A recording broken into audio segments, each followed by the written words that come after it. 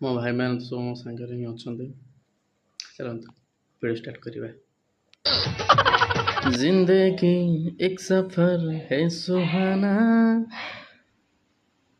यहाँ कल क्या होगा कोई नहीं जाना।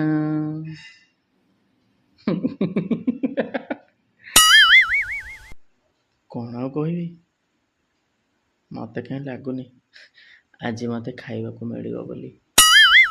ବୋଉ ଆଜି ରାଗିଛି ପ୍ରବଳ, ସେଥିପାଇଁ ଚୁପଚାପ ଆସି ଘରେ ବସି ପଡ଼ିଛି।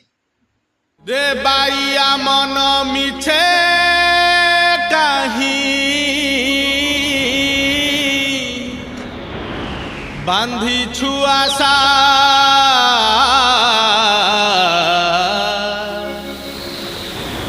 मिछ माया रस